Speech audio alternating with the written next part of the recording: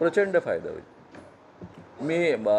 तुम्ही नसताना मी बोललो होतो यांच्याशी की जेव्हा मी सुरुवात केली 3 नोव्हेंबरच्या दरम्यान सुरुवात केली, 3 नोव्हेंबर 2023ला, तर त्यावेळेस मी बोलत असताना लोक मला येऊन बोलायचे, राजकीय पक्षाचे लोक पण येऊन बोलायचे, सर असं बोलत असतात जाहीर भाषणांमध्ये, पण हे कसं शक्य आहे?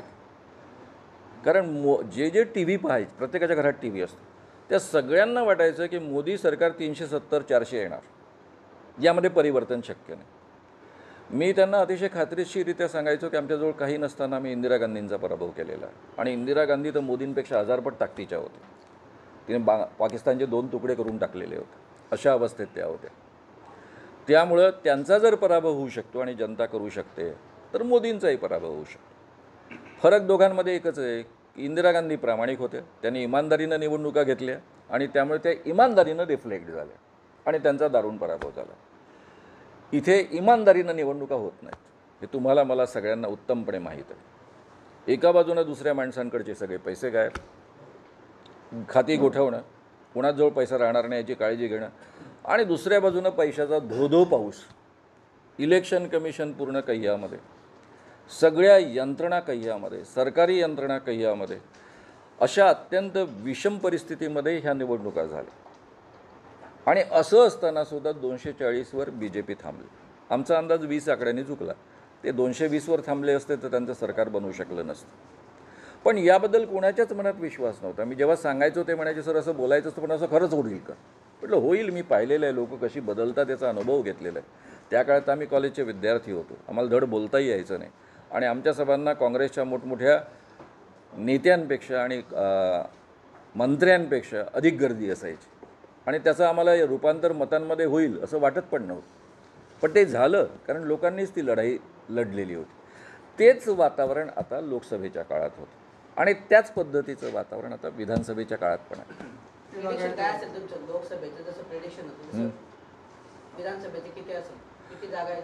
आता पहा, याच्यामध्ये कसं आहे की आता सगळ्यात 2 परिस्थितीमध्ये खूप फरक आहे. त्यावेळेस आपण निवडून येऊ याची कोणालाच खात्री नव्हती. म्हणजे राजकीय पक्षाच्या लोकांना नव्हते, मतं देणाऱ्या लोकांना नव्हते, सामाजिक संघटनांमधल्या लोकांना नव्हते. आज सगळ्यांना ती खात्री आली आहे, आत्मविश्वास आलेला आहे. हा एक बेसिक फरक आहे. पण दुसऱ्या बाजूनं त्यामुळे आता आपण निवडून येऊ शकतो या गफलतीत राहण्याची पण शक्यता आहे. प्रत्यक्षात मतांमध्ये केवळ अर्ध्या टक्क्याचा फरक आहे, आणि त्यामुळे ज्याला आपण घोडचूक करणं म्हणतो, अशी जर राजकीय पक्षाच्या लोकांनी केली नाही तर सहजतेनं हे सरकार जाईल, नवं सरकार येईल, आणि त्यांचा आकडा 180च्या वरसुद्धा असू शकेल. त्याचा गैरवापर केला जातो असा विरोधकांकडून नेहमी आरोप केला जातो मागच्या काळात, आणि आता पुन्हा अशाच पद्धतीने निवडणूक आयोगाचा सुद्धा गैरवापर केला जात असून त्याच्यामुळेच निवडणूक पुढे ढकलली जाते का काय, असा प्रश्न उपस्थित होतोय. झालंच ना, लांबणीवर पडलेला आहे. तुम्हाला पण वाटतं का असं की? नाही, ते तर मी जाहीररित्या सांगत आलेलो आहे, आणि आज नाही. जेव्हा शिंदेंचं सरकार बनलं होतं, सरकार बनल्यानंतर पहिल्या 1 महिन्यामध्ये मी जाहीर स्टेटमेंट केलं होतं की हे सरकार 2.5 वर्ष चालणार आहे. सगळ्या कोर्टांचे निर्णय त्यांच्या बाजूनच येणार आहे, कारण मला ते हॉर्सेस माऊथ कळलं होतं. माझे एक मित्र त्यांच्या मंत्रिमंडळात होते, त्यामुळे मला कळलं होतं त्याचं. आणि हे उघड गुपित आहे, जे लोक मंत्रालयात वापरतात त्या सगळ्यांना हे माहीत होतं. मग तुम्ही म्हणाल सुप्रीम कोर्ट पण ॲडजस्ट होईल का? मी हे प्रश्न विचारले होते ना, सुप्रीम कोर्ट असं कसं ॲडजस्ट होईल? पण सुप्रीम कोर्ट झालं ना ॲडजस्ट. शिंदेंना शपथ दिली राज्यपालांनी, ती अवैध आहे, घटनाबाह्य आहे.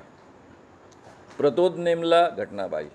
प्रतोदाच्या आधारावर जी निवडणूक झाली आणि ज्यामध्ये अध्यक्ष ठरले ते पण घटनाबाह्य ठरतात. मग सारं सरकारच घटनाबाह्य, आणि तरी सरकार 2.5 वर्ष चालू आहे.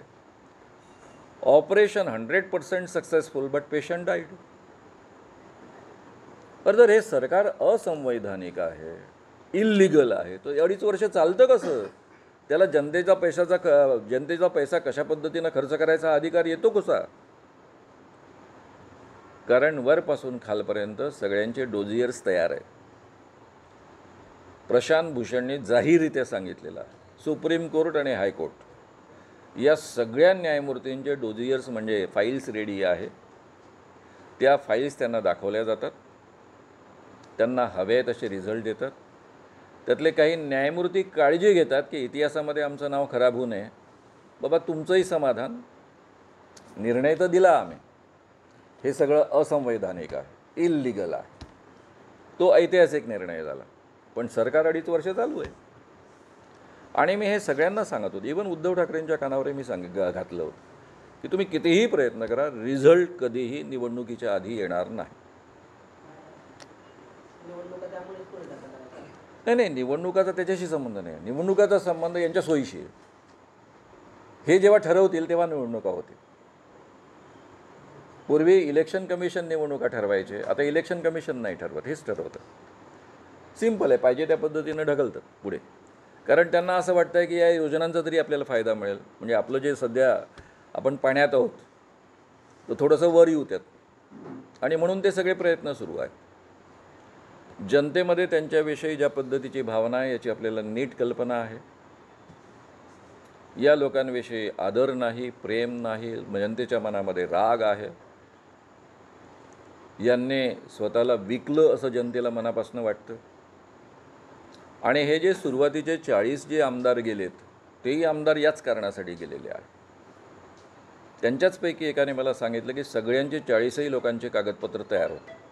तुम्हा पत्रकारांना वाटतं 5-6 लोकांचे होते, तसं नाही आहे, 40ही लोकांचे तयार होते. आणि सरळ सरळ सगळ्यांना सांगण्यात आलं की हे किंवा ते. दुसऱ्याही सरकारबाबत म्हणजे दुसऱ्याही पक्षाबाबत तसंच झालेलं. फक्त इथे डायरेक्ट पैसे दिले गेले नाहीत, इथे तुम्हाला कामं दिली जाते, विकास काम, त्यातून ते काय तुम्हाला ॲडजस्ट करायचं ते करा. असा सगळा उघड मामला आहे. मराठवाड्याच्या बाहेर विदर्भावर तर काहीच परिणाम होणार नाही, कारण विदर्भामध्ये तो मुद्दाही नाही आहे. बाकी उर्वरित महाराष्ट्रामधल्या पश्चिम महाराष्ट्रात थोडासा परिणाम. मागच्याही निवडणुकीमध्ये प्रामुख्यानं मराठवाड्यातच तो परिणाम झाला, बाकी ठिकाणी तेवढासा झाला नाही. सर, न्यायाधीशांसोबतचे पंतप्रधानांचे फोटो पण समोर आले, त्याच्यानंतर मुख्यमंत्री एकनाथ शिंदेसोबत न्यायाधीशांचे पण फोटो आले. तर ह्या सर्व गोष्टींकडे कसं पाहता येईल? नाही, ते सगळंच आपल्या देशामध्ये आता संदेहास्पद वाटावं अशी परिस्थिती आहे. पूर्वी न्यायमूर्ती जे काळजी घ्यायचे, एखाद्या समारंभात जायचे न्यायमूर्ती, आणि तो एखादा प्रेस्टिजियस समारंभ असायचा, त्या समारंभामध्ये कदाचित मुख्यमंत्र्यांसोबत, कदाचित पंतप्रधानांसोबत फोटो असायचे. पण न्यायमूर्तींच्या घरी पंतप्रधान गेले असं यापूर्वी कधी घडलं नाही ना. जाहीर कार्यक्रमामध्ये सगळ्यांनी एकत्र येणं आणि सगळ्या लोकांपुढे असणं असं घडलेलं आहे, आणि ते घडायला हरकत नाही, कारण न्यायमूर्ती या देशातले नागरिक आहेत. पण कोणाच्या तरी घरी जाणं जिथे निषिद्ध मानलं जातं, म्हणजे माझे अनेक न्यायमूर्ती माझे कार्यकर्ते आहेत, अनेक न्यायमूर्ती माझे सहकारी राहिलेले आहेत. मी वकिलीचा विद्यार्थी होतो, त्यातले काही मोठे न्यायमूर्ती झालेले आहेत. पण ते सहजासहजी मला भेटत नाही. असं घरी येतो म्हटलं तरी त्यांना एकदम दडपण येतं. मीच विचारतो, मी घरी येऊ की आपण बाहेरच कुठेतरी भेटूया? नाही, आपण जनतेमध्ये भेटूया. म्हणजे एवढी काळजी घेतात, जे की माझे मित्र आहेत. पण ते न्यायमूर्ती असल्यामुळं, बरं माझ्या काही केसेस नाही त्यांच्याकडे, खरं म्हणजे भेटायला हरकत नाही, पण बाबा तू ज्या पद्धतीचा व्यक्ती आहे, ज्या पद्धतीचं बोलत असतो, हे करत असतो, तर उगाच संशयाला जागा नको असं. तर ही काळजी न्यायमूर्ती घेत असतात. कायद्यामध्ये एक तरतूद आहे की अशा पद्धतीने न्यायाधीशांचा फोटो सार्वजनिक झाला तर आपण त्यांच्याकडे ज्या केसेस आहेत त्यात आपण न्यायाधीश बदलण्याची किंवा सरन्यायाधीश बदलण्याची मागणी करू शकतो. तर अशा पद्धतीने आपल्या महाविकास आघाडीकडून सत्ता संघर्षाच्या प्रकरणात होऊ शकेल. सत्ता संघर्षाच्या प्रकरणात ज्यांची प्रकरणं चालू आहे त्या दोन्ही पक्षाच्या नेत्यांशी माझं खाजगी बोलणं झालेलं आहे. त्या सगळ्यांना कल्पना आहे की आपल्या बाजूनं निर्णय येणार नाही. त्या आपल्यापेक्षा जास्त माहिती त्यांना असते ना, कारण ते इतके वर्ष राजकारणात मुरलेले लोक आहेत. पण हे जाहीर बोलायचं नसतं. मी जाहीर बोलू शकतो, कारण मला वाटेल ती किंमत मोजायची माझी तयारी आहे. त्यांना राजकारण करायचं असतं, त्यांना निवडणुका लढायच्या असतात. तर माझ्यासारखं उघडपणे ते बोलत नाही. तेवढाच काय तो फरक. त्यांना नीट कल्पना आहे की हे सगळं ॲडजस्ट आहे. सरळ सरळ पक्षांतरबंदी कायद्याचं उल्लंघन आहे. पक्षांतरबंदी कायदा अतिशय स्पष्ट आहे, डाऊटला जागा नाही. असे 4 ॲफिडेविट तुमच्याकडे पाठवलेले आहेत, त्याच्यावर तुम्ही गृहमंत्री या नात्यानं सही करून द्या. हे जर तुम्ही दिलं तर तुम्हाला जेलमध्ये जावं लागणार नाही, नाहीतर ईडीच्या खाली तुम्हाला जेलमध्ये जावं लागेल. त्यांनी खूप विचार केला आणि नकार कळवला. नकार कळवल्यानंतर पुन्हा माणूस आला. तो माणूस माणसाच्या माध्यमातून जो फोन आला त्या फोनवर ते बोललेत. ते असं म्हणाले की ठीक आहे, तुम्हाला स्वतःचे जे आहेत अजितदादा तुमच्या पक्षाचे आहेत त्यांच्या विरुद्ध तुम्हाला बोलणं जमत नाही आहे तर नका बोलू, त्यांच्याबद्दल नका लिहून देऊ, पण बाकी 3 ॲफिडेविट लिहून द्या. त्यानंतर अनिल देशमुखांना प्रश्न पडला, कारण त्यांच्यावर आतापर्यंत एकही डाग नाही, इतके वर्ष ते मंत्री राहिले तरी. उद्या मला ईडीमध्ये अटक झाली, माझे नातेवाईक काय समजतील, हे काय समजतील, ते काय समजतील, आणि मी जर आता ॲफिडेविट लिहून दिलं तर उद्धव ठाकरेंचा काही संबंध नसताना, दोष नसताना महाराष्ट्राचे मुख्यमंत्री उद्धव ठाकरे जेलमध्ये जातील. आदित्य ठाकरे अत्यंत घाणेरड्या आरोपाखाली जेलमध्ये जातील, बलात्कार आणि खून. अनिल परब कॅबिनेट मंत्री तेही जेलमध्ये जातील. आणि स्वतःला वाचवण्याकरता या 3 माणसांना आपण जेलमध्ये पाठवणं केवढं कितपत योग्य आहे. तर हा विचार त्यांचं डोकं फणानून गेला. फुटतं की काय असं वाटायला लागलं त्यांना. आत्महत्या करावीशी वाटली, पण त्यांनी केली नाही आणि मोठ्या हिमतीनं त्यांनी कळवलं की मला हे शक्य नाही. ज्यावेळेस त्यांनी कळवलं की मला हे शक्य नाही, त्याच्या दुसऱ्या दिवशीपासून ईडी आणि CBIच्या धाडी सुरू झाल्या आणि पुढे 14 महिने त्यांना जेलमध्ये काढावं लागलं. आता जेलमध्ये 14 महिने झाल्यानंतर त्यांना जी जमानत मिळाली त्यामध्ये काय काय घडलं ते पहा. ज्या पोलीस कमिशनरनी ॲफिडेविट लिहून दिलं होतं की अनिल देशमुखने आम्हाला, म्हणजे गृहमंत्र्यांनी आम्हाला पैसे गोळा करायला सांगितले, त्यांनी कोर्टापुढे ॲफिडेविट लिहून दिलेलं आहे की अनिल देशमुखांची माझी कधीच भेट झालेली नाही, त्यांनी डायरेक्ट आदेश मला कधीच दिला नाही. अमुक अमुक इन्स्पेक्टरनी आदेश दिले. त्या इन्स्पेक्टरनी प्रतिज्ञापत्र लिहून दिलेलं आहे कोर्टापुढे की मला अनिल देशमुखांनी कधीही डायरेक्टली पैसे गोळा करायला सांगितलेलं नाही. म्हणजे एकाही गोष्टीचा पुरावा नाही. खोटे ॲफिडेविट आधी एका माणसाकडनं लिहून घ्यायचे, त्याच्यावर कोणत्या तरी कारणांनी दबाव आणायचा, त्या खोट्या ॲफिडेविटच्या भरोश्यावर दुसऱ्या माणसावर अनिल देशमुखांवर दबाव आणायचा आणि त्याच्या आधारावर उद्धव ठाकरे मुख्यमंत्री, कॅबिनेट मंत्री आदित्य ठाकरे, त्यानंतर कॅबिनेट मंत्री अनिल परब आणि उपमुख्यमंत्री अजित पवार यांना जेलमध्ये पाठवायचं. हे केवढं भयानक षडयंत्र आहे. तुम्ही इमॅजिन करू शकता असं कोणी वागू शकतं? या पद्धतीनं राजकारण चालू शकतं. राजकारणात एक दुसऱ्यावर कुरघोडी करण्या इतपत ठीक आहे, किंवा कोणी भ्रष्टाचार करत असेल तर त्याच्यावर भ्रष्टाचाराच्या आरोपाखाली त्याला जेलमध्ये पाठवणंसुद्धा आम्ही योग्य मानतो. पण जे सोबत आलेत त्यांच्या ईडीच्या केसेस कुठे गायब झाले? जे येत नाहीत त्यांना जेलमध्ये पाठवायचं, हे राजकारण आहे. हे या देशामध्ये यापूर्वी कधीच घडलं नाही. इंदिरा गांधींचा इमर्जन्सीचा वरवंटा मी प्रत्यक्ष अनुभवलेला आहे. त्याहीपेक्षा भयानक परिस्थिती गेल्या 7-8 वर्षांमध्ये आणि प्रामुख्यानं शेवटच्या 6 वर्षांमध्ये आपल्या देशामध्ये निर्माण झालेली आहे. हे सरकार असंवैधानिक आहे, इल्लीगल आहे आणि लोकशाही तर पायदळी तुडून निर्माण झालेलंच आहे. तर या पद्धतीचं सरकार जर आपल्या देशामध्ये निर्माण होणार असेल आणि महाराष्ट्रासारख्या पुरोगामी प्रांतांमध्ये निर्माण होणार असेल तर आजपर्यंत फुले शाहू आंबेडकरांच्या विचारांच्या आधारावर जे काम महाराष्ट्रभरात चालत आलं, किंवा संत ज्ञानेश्वर, संत नामदेवांपासून तर अगदी गाडगे महाराज, तुकडोजी महाराजांपर्यंत वारकरी संप्रदायानं जो विचार या महाराष्ट्रामध्ये पेरला आणि रुजवला, तो समतेचा विचार आणि सर्व माणसांना माणूस म्हणून सन्मान देण्याचा विचार, त्याच्या विपरीत एक वेगळा विचार महाराष्ट्रामध्ये या सत्तास्थानातनं रुजवला जातो आहे. तो म्हणजे सांप्रदायिक विचार. काही माणसांना अधिक अधिकार आहेत, काही माणसांना कमी अधिकार आहेत. ज्यांना आपण मनुवादी विचार म्हणतो त्या पद्धतीचा विचार उघडपणे महाराष्ट्रामध्ये रुजवला जातो आहे. मी या लोकांसोबत जनता पार्टीच्या काळात काम केलेलं आहे. या लोकांसोबत मी जेलमध्ये, इमर्जन्सीमध्ये यांच्यासोबत होतो. माझ्या पत्रकारितेची सुरुवात तरुण भारतापासून झालेली आहे. पण मी मनुस्मृतीचं समर्थन करणारी माणसं कोणीच पाहिली नव्हती. बोलायचंच झालं तर मागो वैद्य, जे पुढे RSSचे बौद्धिक प्रमुख राहिले, त्यांच्याच हाताखाली मी शिकलेलो आहे. त्यांच्या तोंडूनही त्यांच्यासोबत माझे अनेक परिसंवाद जाहीर झालेत, पण कधीही मनुस्मृतीचं समर्थन त्यांच्या तोंडून ऐकलं नव्हतं. आज उघडपणे मनुस्मृतीचं समर्थन ऐकतो आहे.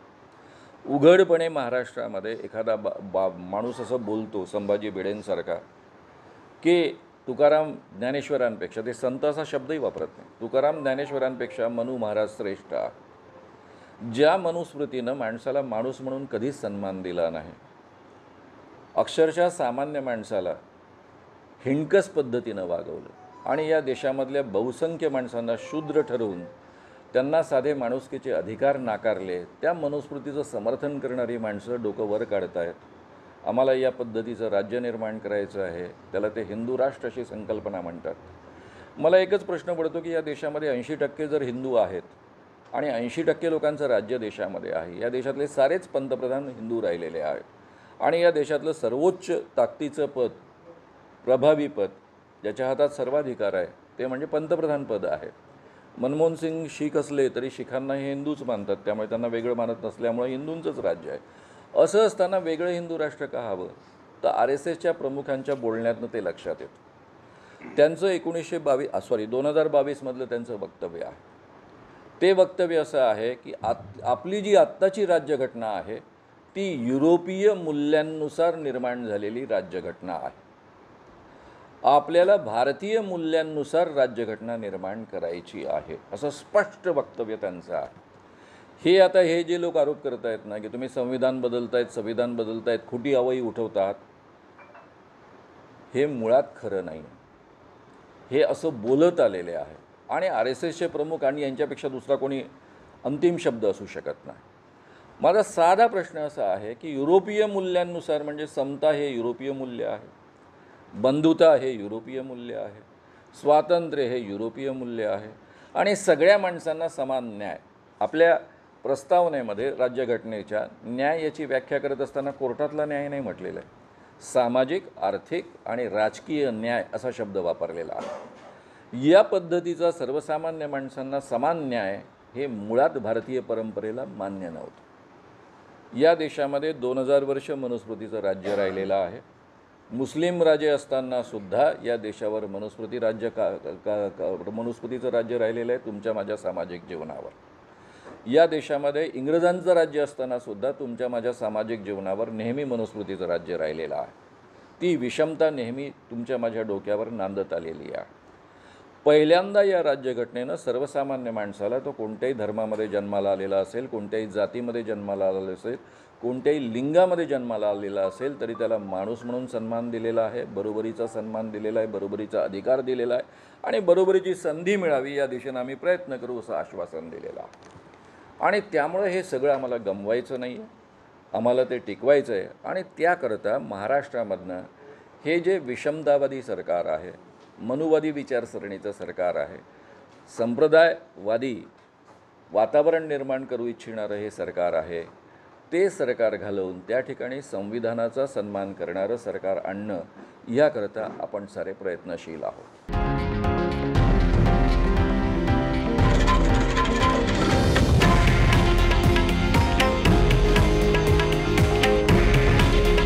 हे आहे देशातील नंबर 1 न्यूज नेटवर्क आणि आपण पाहत आहात TV9 मराठी.